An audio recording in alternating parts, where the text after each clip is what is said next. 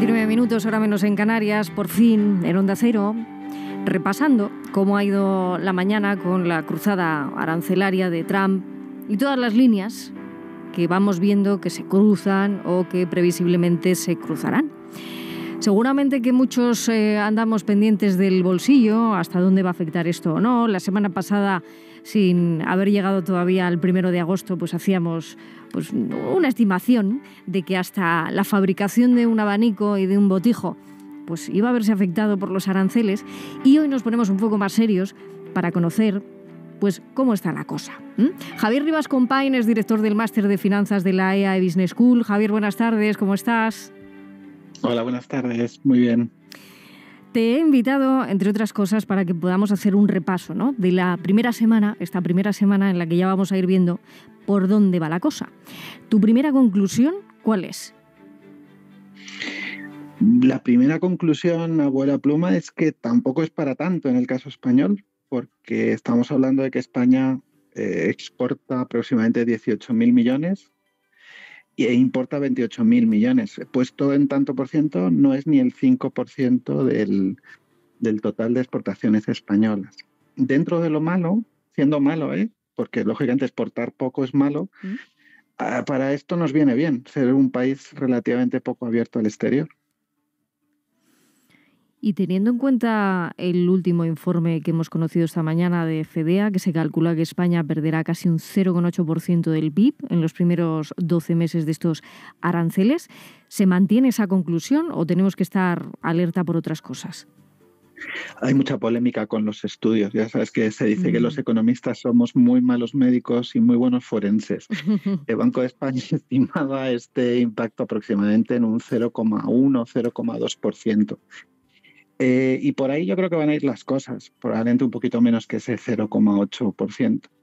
Sí que es cierto que de entrada va a haber una afectación en algunos sectores muy, muy concretos, que si quieres repasamos ahora o más tarde, pero digamos que el 0,8% del que menciona FEDEA son efectos que se llama de segunda ronda, es decir, no tanto lo que se pierde por la subida de los aranceles, sino por la pérdida de riqueza que en otras economías se van a producir. Pues si los alemanes son menos ricos, comprarán menos a España, para entendernos. Eso es un poco la diferencia entre los distintos informes que hay ahora mismo circulando por el mercado. La verdad, seguramente, como decía Aristóteles, estará en algún punto en el medio. Punto medio, en el punto medio. Eso es. Lo que pasa, profesor, es que según vamos leyendo y vamos analizando, ¿dónde ponemos el punto de quién pierde y quién gana? ¿Quien lanza esta misiva es quien cree que gana, pero al final no? Póngale palabras esto en la ecuación correcta. Pues yo creo que perdemos los dos. Pierde el consumidor americano, seguro, que va a pagar mucho más por los productos. Estamos hablando de 15% de la Unión Europea, pero los principales socios comerciales de Estados Unidos van a sufrir más, como Canadá, y vamos a ver qué pasa con México al final. Por tanto, ahí pierde el consumidor americano y vamos a perder en Europa porque va a haber muchos sectores que van a tener que ser subsidiados. Por tanto, los contribuyentes europeos pues también vamos a pagar, no sé si más impuestos o nos van a recortar de algún punto para sacar estos subsidios. Entonces, por desgracia, perdemos los dos. En las guerras comerciales, la historia nos dice que no suele ganar nadie. Ah, qué bueno esto. Pero echando cálculos de lo que me dice, entonces Estados Unidos podría ser que esté de vuelta a sus 1930. No creo que llegue a tanto, porque en 1930 lo que se produjo básicamente es un cierre del comercio mundial. Cuando se hizo un cierre del comercio mundial, hay algunas gráficas que circulan, muy fáciles de encontrar en la red, que el comercio mundial en 2 años se redujo un 90%. Eso no parece probable que pase ahora mismo, más que nada porque Estados Unidos ya no es la potencia industrial que era en aquel momento y que podía producir casi todo lo que consumía, sino que, bueno, pues lógicamente depende mucho de otras economías y la industria no se hace de un día para otro. Y por mucho que tú subas los aranceles, y si no hay industria para producir lo que se deja de importar, pues al final sube el precio, se sigue pagando por el producto extranjero. A nosotros aquí en España, ¿de qué nos va a hacer más dependientes estos nuevos aranceles? Claro, va a hacer algo que no es bueno para nosotros en cuanto a las exportaciones nuestras, que nos hará más dependientes de nuestros socios comerciales actuales, pues porque ya tenemos un grado de dependencia muy fuerte pues, de la Unión Europea y del Reino Unido, y esto pues va a incrementarse, por desgracia, porque además los productos que se afectan, imaginemos el aceite de oliva, es un producto muy típico de un determinado tipo de dieta. Es muy difícil exportar eso de una manera muy rápida. Costó mucho entrar en el mercado americano. Por tanto, bueno, eso es un tema importante. Y en cuanto a las importaciones, nos afecta de manera pues bastante generalizada, porque hay que pensar que nosotros casi todo lo tecnológico viene de fuera. La famosa frase del que inventen ellos, al final nos la hemos tomado en serio. Y efectivamente, pues bueno, pues comprar móviles, iPhones, etcétera, etcétera, pues esto pues va a ser más caro. Y cuando hablo de eso es por poner ejemplos que la gente conozca, pero claro, la tecnología está en todas las cosas que manejamos prácticamente. ¿Qué pasa con China, por ejemplo, profesor? ¿Qué pasa con China? Pues China ha sido la que ha respondido más agresivamente a la política arancelaria de Trump. Y ahí están, a ver quién puede más, ¿no? Parece ser que lo que parece que va a pasar es un acuerdo razonable, que va a quedar pues un poquito por encima de, esto digo lo que parece, Trump es completamente impredecible, que va a quedar un poco por encima de los niveles de otros países, como por ejemplo la Unión Europea. Lo que va a pasar probablemente es que Estados Unidos pues va a tener que ceder un poco en su posición maximalista, porque una gran parte de los bienes que se consumen a nivel mundial están producidos con marca americana, pero se producen físicamente en países asiáticos, entre otros en China. Y por tanto, bueno, pues eso va a hacer seguramente que la negociación con China sea larga, mucho más larga que con la Unión Europea, y estaremos hablando de esto seguramente mucho más allá del verano. Si nos vamos a los autóctonos, a los de allí, abre el New York Times, que en esta hora ya van comunicando que los consumidores en Estados Unidos empiezan a sentir el costo de los aranceles de Trump. ¿Esto se nota tan rápido, en apenas estos 3-4 días? Sí, se nota muy rápido porque, para entendernos, yo estaba explicando, pues efectivamente el consumidor americano, pongo un ejemplo de nuestras exportaciones, el vino que se exporta a Estados Unidos es mayoritariamente vino de alta calidad. Ellos tienen buen vino en Estados Unidos y tienen productores cercanos también buenos, pero lo que se exporta es vino pues de Rioja, sobre todo Ribera del Duero, unos 400 millones. Sustituir ese consumo del vino pues es complicado. Si uno se ha aficionado a tomar una copa de vino, pues lo va a seguir haciendo de una determinada denominación, y si se lo puede pagar lo va a seguir pagando.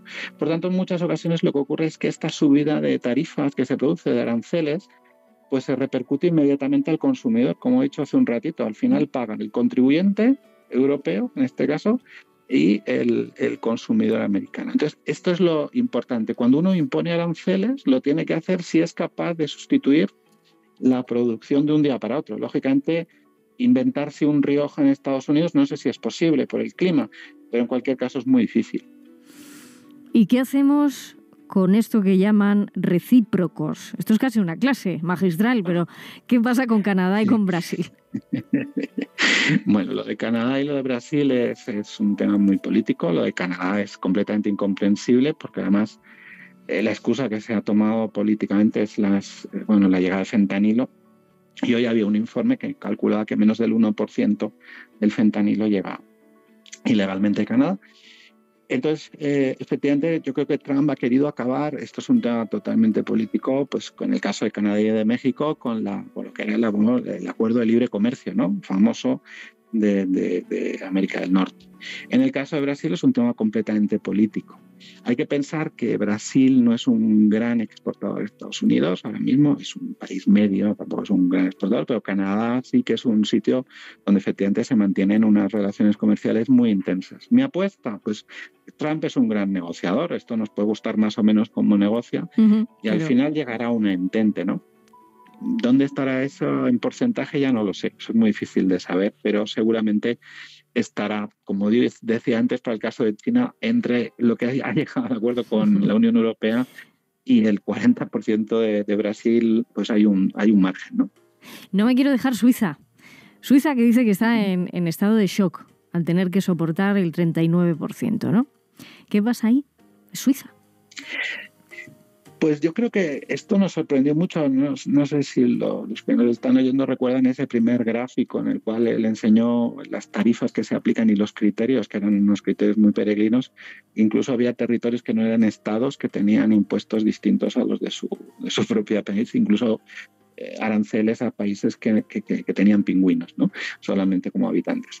Esto es un poco lo que yo creo que está pasando por la cabeza de Trump ahora mismo, es que Suiza, pues efectivamente es un país con una gran atracción de capitales extranjeros, entre otros Estados Unidos, y esto, pues lógicamente, lo ha querido penalizar. Si uno piensa objetivamente en lo que Suiza exporta a Estados Unidos y lo que importa, pues en cuanto a productos, estamos hablando de productos, no de servicios que han quedado fuera de este ámbito, pues la medida es tirarse con una pistola en el pie, porque efectivamente de nuevo estamos ante un país que seguramente compra muchos, y perdonad por usar una marca, iPhones, que al revés, los productos suizos son comprados por consumidores estadounidenses. Digamos, es un tema político que nada tiene que ver con la economía, absolutamente nada. Pero que al final sale en esa tabla, ¿no? Que él nos enseñó y que Claro. enseñó ese día. Bueno, profesor Javier Rivas, ¿es el mejor acuerdo al que se podría haber llegado entre la Unión Europea y Trump? En el caso de la Unión Europea y Trump, la verdad es que todo el mundo salió muy contento porque la amenaza de más de un 30%, viniendo del 10%, pues bueno, el 15% sonaba más o menos razonable, ¿no? Y esto es como negocia Trump. En el fondo amenaza con algo muy malo, muy malo, muy malo, y lo que se acuerda objetivamente es malo, pero bueno, salimos medio contentos. El tema es que efectivamente había dos posturas. La alemana, que en gran parte es dependiente de las exportaciones de muchos productos, pero sobre todo de vehículos, ¿no? Estados Unidos, y la postura francesa, que era más beligerante. Yo creo que lo que se ha aprobado es razonable porque a fin de cuentas Trump es un presidente al que como mucho le quedan 3 años de mandato. Entonces, en el fondo, entrar en una guerra comercial con Estados Unidos ahora, para estar 3 años a lo mejor soportando aranceles del 30, del 35, del 40, lo que íbamos a ganar versus lo que estamos perdiendo ahora, pues no parece sensato. Es decir, yo probablemente sí que habría firmado el 15%, y me habría quedado como estamos ahora. Pero básicamente pensando en eso, que seguramente dentro de 3, de 4 años estaremos negociando con alguien, bueno, ya sabemos el viejo refrán, alguien vendrá que bueno te hará, pero la esperanza, ¿no?, es que sea por lo menos no tan antieuropeísta como es Trump. Y con la buena visión económica que tiene Javier Rivas, en esos 3 años, en lo que vaya sucediendo, bueno, esperemos de aquí al 7 de agosto primero, a ver si sucede algo más, pero de aquí a los próximos 3 años que le quedan a Trump, ¿en qué no debería estar perdiendo el tiempo la Unión Europea para el próximo gran acuerdo con Estados Unidos? Pues yo creo que lo importante de cara a cuando Trump no esté es en que las relaciones sean fluidas. En ese sentido, pues mantener el flujo comercial es muy importante, porque recuperar un mercado que se ha perdido es muy complicado. Pongo un ejemplo que todos conocemos. Bueno, pues Telefónica se está yendo de un montón de países de América Latina, ¿no? Volver a recuperar esos mercados, si un día Telefónica quiere volver, es muy, muy, muy, muy difícil. Entonces, en ese sentido, mantener el flujo comercial es muy importante, mantener las puertas abiertas. Y yo creo que Trump lo que no le gusta, y esto lo ha demostrado en varias intervenciones públicas hablando de economía, son países que efectivamente pues le suenan mal, le suenan pues que pueden ser antiamericanos, etcétera, etcétera, y las medidas que está tomando pues van en ese sentido.